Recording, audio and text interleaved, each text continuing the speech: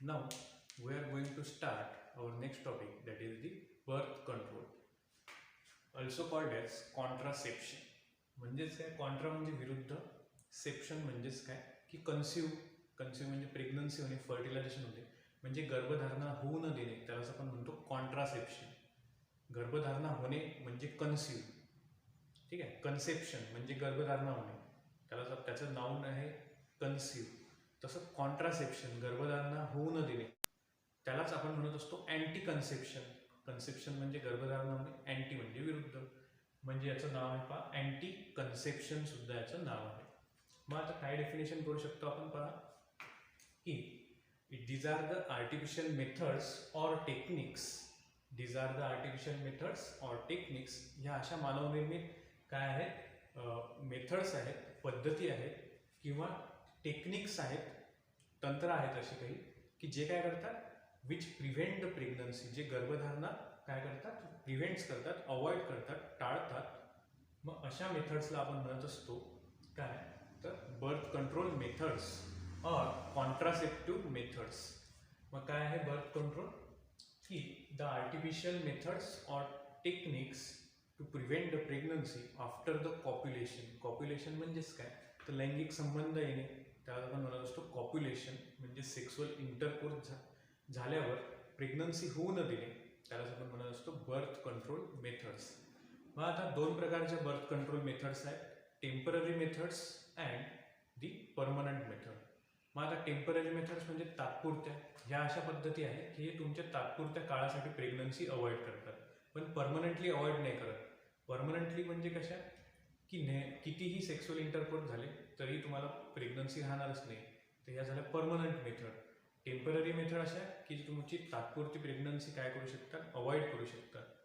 पहा टेम्पररी मेथडमध्ये पहा सेफ पिरियड मेथड, त्याच्यानंतर आहे कॉयटस इंटरप्टस और विड्रॉल मेथड, त्याच्यानंतर आहे लॅक्टेशनल अमेनोरिया, त्याच्यानंतर आहे chemical means, mechanical means, physiological means and Implanon किंवा याला नेक्झॅनॉन सुद्धा आपण म्हणत असतो.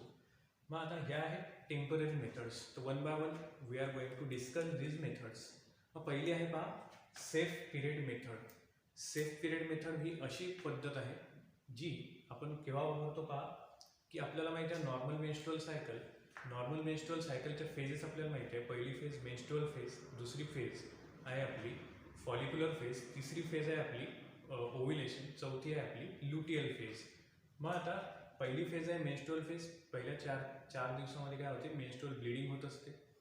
दुसरी फेज आहे फॉलिक्युलर फेज, तर फॉलिक्युलर फेजमध्ये फॉलिकलची डेव्हलपमेंट होते, युटेरसचा एंडोमेट्रियमचा थिकनेस वाढत जातो आणि 14व्या दिवशी होत असते ओव्युलेशन. 14व्या दिवसानंतर होत असते आपली ल्युटियल फेज, ज्याच्यामध्ये कॉर्पस ल्युटियम डेव्हलप होतो, रप्चर झालेला ग्राफाइन फॉलिकल पुन्हा रिपेअर होते आणि कॉर्पस ल्युटियम डेव्हलप होत असतो. मग आता याच्यातला सेफ पिरियड कोणता आहे बर्थ कंट्रोलसाठी किंवा कॉन्ट्रासेप्शनसाठी, याच्यातला सेफ पिरियड आहे ब्लिडिंगच्या नंतरचा जो काही ड्युरेशन आहे, बट बिफोर द ओव्युलेशन. कोणता पिरियड सेफ आहे पहा, after the bleeding phase but before the ovulation, हा जो पिरियड आहे हा सेफ आहे इंटरकोर्ससाठी किंवा कॉप्युलेशनसाठी.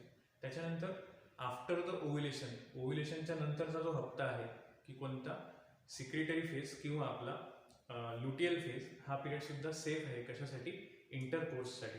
मग सेफ पिरियड मेथड म्हणजेच काय, की याच्यामध्ये आपण कसं नियोजन करू शकतो, की a week before and a week after the menstrual bleeding. Menstrual ब्लिडिंगच्या आधीचा हप्ता म्हणजेच काय, तर ल्युटियल फेज, किंवा मेन्स्ट्रुअल ब्लिडिंगच्या नंतरचा हप्ता बट बिफोर द ओव्युलेशन, हे काय आहे, सेफ आहेत फॉर द कॉन्ट्रासेप्शन. ठीक आहे. मग ही झाली आपली पहिली मेथड सेफ पिरियड मेथड. त्यानंतर आपली दुसरी मेथड आहे दॅट इज दी कॉयटस इंटरप्टस. कॉयटस म्हणजेच काय, कॉप्युलेशन. इंटरप्टस म्हणजेच काय, इंटरप्ट करणे म्हणजे डिस्टर्ब करणे. मग आता याच्यात काय करतो आपण, की आपलं कॉप्युलेशन सुरू आहे, पण जेव्हा मेलला कळत आहे की आता स्पर्म इजॅक्युलेट होणार आहे, तेव्हा मेल काय करतो, त्याचा पेनिस वजायनामधून काढून घेत असतो. म्हणजेच काय, it is the method in which the male partner removes penis from the वजायना before the ejaculation of sperm. Ejaculation of sperm होण्याच्या आधीच पेनिस काढून घेणे. तर ही सर्वात चांगली मेथड आहे कॉयटस इंटरप्टस. त्याच्यानंतर आहे थर्ड मेथड आपली लॅक्टेशनल अमेनोरिया. आता लॅक्टेशन आपल्याला माहिती आहे, प्रेग्नन्सीचं ड्युरेशन कंप्लीट झालं, पार्च्युलेशन झालं म्हणजेच बर्थ झाला बेबीचा. बर्थ झाल्यानंतर काय होत असते, लॅक्टेशन होत असते. That is the production of milk from the memory glands. मग लहान मुलासाठी, त्या लहान बाळासाठी काय तयार होत असते, मिल्क तयार होत असते फिमेलमध्ये. आणि हा जो पिरियड आहे लॅक्टेशनचा, या लॅक्टेशनच्या पिरियडमध्ये मोस्टली मेन्स्ट्रुअल सायकल अबसेंट असते. लॅक्टेशनच्या पिरियडमध्ये मोस्टली मेन्स्ट्रुअल सायकल अबसेंट असते. आणि या टाईममध्ये काय होत नाही, मेन्स्ट्रुअल सायकल अबसेंट आहे तर ओव्युलेशन अबसेंट आहे. ओव्युलेशन अबसेंट असल्यामुळे इथं प्रेग्नन्सी होणारच नाही. मग हा जो पिरियड आहे हा सुद्धा सेफ आहे. कशासाठी, तर बर्थ कंट्रोलसाठी किंवा कॉन्ट्रासेप्शनसाठी किंवा अँटी कन्सेप्शनसाठी. गर्भधारणा होऊ नये म्हणून हा पिरियड लैंगिक संभोगासाठी कसा आहे, तर चांगला पिरियड आहे, सेफ पिरियड आहे.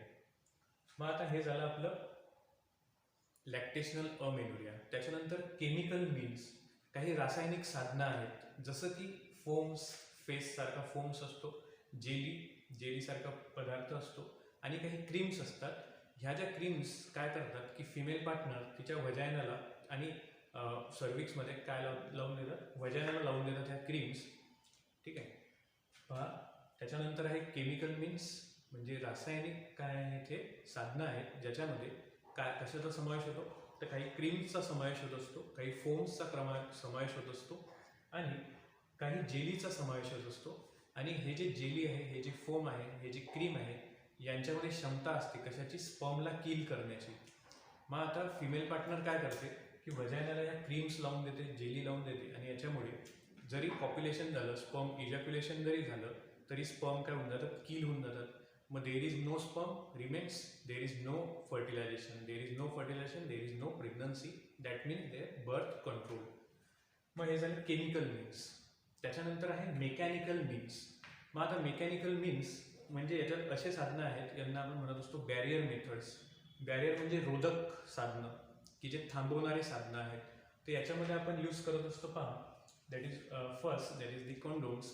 Condoms are the rubber tube, or the rubber structure made up of latex rubber, and this is elastic structure. It is wrap over the penis. हे पेनिसवरती काय केलं जाते, गुंडाळले जाते, आणि नंतर कॉप्युलेशन केलं जाते. मग जे काही स्पर्म इजॅक्युलेशन होईल ते कशाच्या आतमध्ये होईल, तर कंडोम्सच्या आतमध्ये होईल. मग हे सुद्धा काय आहे, it is a barrier method. ही एक रोधक काय आहे, पद्धत आहे, फर्टिलायझेशन होऊ नये म्हणून. त्याच्यानंतर आहे पहा cervical caps, diaphragm and the vaults. आता हे जे ॲप्लिकेशन्स आहे, हे जे संसाधनं आहे, हे यूज करत असते कोण, फिमेल. डायफ्राम तुम्ही बघू शकता इमेजमध्ये, diaphragm, cervical cap and vaults. हे जे संसाधनं आहेत हे सर्विक्समध्ये जोडल्या जातात, आणि सर्विक्समध्ये जोडल्यानंतर इथे काय होते की स्पर्म आतमध्ये जाऊ नये देत. सर्विक्समध्ये जोडल्यामुळे जे काही स्पर्म आतमध्ये रिलीज झाले ते स्पर्म युटेरसमध्ये जात नाही, पोचतच नाही. मग ही सुद्धा काय आहे, एक प्रकारची बॅरियर मेथड आहे. त्याच्यानंतर पहा, त्याच्यानंतर आहे IUD, इंट्रायुटेराइन कॉन्ट्रासेप्टिव्ह डिव्हायसेस. आता हे जे डिव्हायसेस आहे हे आपण युटेरसच्या आतमध्ये टाकतो. डायफ्राम, सर्वायकल कॅप, वॉल्ट हे कुठे टाकतो आपण, सर्विक्समध्ये ठेवतो. आता बाकीचे जे होते, आता हे जे आहेत IUD, हे आपण युटेरसच्या आतमध्ये टाकतो. पहा, सर्वात आधी आपण क्रीम्स लावल्या, तर क्रीम्स कुठे लावल्या, तर वजायनामध्ये. त्याच्यानंतर सर्विक्समध्ये काय लावतो, तर डायफ्राम, सर्वायकल कॅप्स आणि वॉल्ट. मग युटेरसच्या आतमध्ये त्याच्यामध्ये आपण टाकत असतो IUD, इंट्रायुटेराइन डिव्हायसेस. तर याच्यामध्ये समावेश होत असतो, पहा, की copper releasing IUD, hormone releasing IUD आणि लिप्पीज लूप. मग आता याच्यात पहा, लिप्पीज लूप काय आहे, हे डबल S शेप प्रकारचं एक स्ट्रक्चर आहे. यस सारखं दिसते, डबल S. हे स्ट्रक्चर, ट्यूबलाईक स्ट्रक्चर, आपण युटेरसच्या आतमध्ये फिट करतो, गर्भाशयाच्या आतमध्ये फिट करतो. आणि हे लिप्पीज लूप काय करते, स्पर्मची मोटॅलिटी कमी करते. स्पर्मची मोटॅलिटी कमी करते म्हणजे त्यांची मोशन व्यवस्थित होत नाही. त्याच्यामुळे काय होते की स्पर्म व्यवस्थित पोचू शकत नाही कुठे, फॅलोपियन ट्यूबपर्यंत. त्याच्यानंतर आहे पहा कॉपर रिलीजिंग IUD. तर कॉपर रिलीजिंग IUD मध्ये आहे कॉपर टी मल्टीलोड 375. हे जे मेथड आहे याच्यामध्ये पहा काय आहे, तर हे तुम्हाला दिसते आहे डायग्राममध्ये, कॉपर टी नंतर मल्टीलोड 375. हे स्ट्रक्चर सुद्धा आपण युटेरसच्या आतमध्ये फिट करत असतो. आणि हे काय रिलीज करतात, कॉपर आयन रिलीज करतात युटेरसमध्ये. आणि हे कॉपर आयन्समध्ये प्रॉपर्टी असते स्पर्मिसायडल प्रॉपर्टी. हे स्पर्मला काय करत असतात, किल करत असतात, मारून टाकतात. मग स्पर्म जर किल झाले, स्पर्मची मोटॅलिटी जर कमी झाली, तर स्पर्म कुठपर्यंत पोचू शकणार नाही, फॅलोपियन ट्यूबमध्ये पोचू शकणार नाही. तर हे झालं आपलं कॉपर रिलीजिंग आयुडी. त्याच्यानंतर आहे पहा हार्मोन रिलीजिंग आयुडी. याच्यामध्ये आहे प्रोजेस्टासर्ट. आता हे जे हार्मोन रिलीजिंग इंट्रायुटेराइन डिव्हाइस आहे, हे काय करते की हे हार्मोन रिलीज करते, प्रोजेस्टेरॉन आणि इस्ट्रोजन. मग प्रोजेस्टेरॉन आणि इस्ट्रोजन हार्मोन रिलीज झाल्यामुळे हे हार्मोन काय करते की LH हार्मोनला काय करते, कमी करून टाकते. LH हार्मोनला काय करते, कमी करते. जर प्रोजेस्टेरॉन आणि इस्ट्रोजनची लेवल जर वाढली तर कशाची लेवल कमी होईल, लेवल कमी होईल LHची. मग LHची लेवल जर कमी झाली तर ओव्युलेशनच घडणार नाही. ओव्युलेशनच नाही घडलं तर फर्टिलायझेशन घडणार नाही. मग हार्मोन रिलीजिंग आयडीचं काम काय आहे, they releases progesterone and estrogen. The increased progesterone and estrogen level causes the decreased level of LH, and decreased level of LH is not responsible for ovulation. Thereby no ovulation takes place. No ovulation, there is no fertilization. No fertilization, there is no embryo development. नंतर आपल्याला पाहायचं आहे पहा, हे झाले आपले mechanical means. आता physiological मीन्समध्ये समावेश होतो टॅबलेट्सचा, काही गोळ्यांचा, त्यांना आपण म्हणत असतो पिल्स. मग ज्या काही टॅबलेट्स आहेत की ज्या टॅबलेट्स कॉन्ट्रासेप्शन घडून आणतात, बर्थ कंट्रोल घडून आणतात, त्यांना आपण म्हणत असतो फिजिओलॉजिकल मीन्स किंवा फिजिओलॉजिकल टॅबलेट्स. मग ह्या टॅबलेट्स काय करत असतो आपण, त्या फिमेलला देत असतो. आणि म्हणजे आफ्टर कॉप्युलेशन झाल्यानंतर, संभोगप्रक्रिया झाल्यानंतर आपण या टॅबलेट देत असतो त्या फिमेलला. मग हे टॅबलेटच्या आतमध्ये काय असते, या टॅबलेटच्या आतमध्ये हार्मोन असतात, प्रोजेस्टेरॉन अँड इस्ट्रोजन. आणि हे प्रोजेस्टेरॉन आणि इस्ट्रोजनची लेवल त्या फिमेलमध्ये वाढून जाते. आताच मी तुम्हाला सांगितलं, इंक्रीज प्रोजेस्टेरॉन आणि increase estrogen level causes negative feedback to the LH. मग LH हार्मोनची कमतरता होते आणि LH हार्मोन रिलीज नाही होत, त्याच्यामुळे ओव्युलेशनच होत नाही. ओव्युलेशन नाही झालं तर फर्टिलायझेशन होत नाही. तर गव्हर्नमेंट ऑफ इंडियाने एक नवीन टॅबलेट लोकांसाठी आणली आहे, फिमेलसाठी आणली आहे. तिचं नाव आहे सहेली टॅबलेट. या टॅबलेटमध्ये काय आहे, प्रोजेस्टेरॉन अँड इस्ट्रोजन. त्याच्यानंतर आहे पहा इम्प्लॅनॉन अँड नेक्सप्लॅनॉन. म्हणजे हे असं डिव्हाइस आहे, छोटंसं रॉड लाईक मॅस्टिक साईज, माचीसच्या काडीसारखं दिसणारं हे असं एक स्ट्रक्चर दिसते. यांना आपण आर्ममध्ये इंजेक्ट करत असतो, हातामध्ये आपण याला इंजेक्ट करतो. आणि याच्यामध्ये सुद्धा काय असते, प्रोजेस्टेरॉन आणि इस्ट्रोजन हे रिलीज करत असते. हे जे डिव्हाइस आहे इम्प्लॅनॉन, हे काय रिलीज करते, प्रोजेस्टेरॉन अँड इस्ट्रोजन. मग आता increase progesterone and estrogen level causes decline in the LH secretion. Therefore decline LH secretion causes no ovulation, and no ovulation there is no fertilization. तर हे झाले आपल्या temporary method. In the next lecture we are going to discuss the permanent method.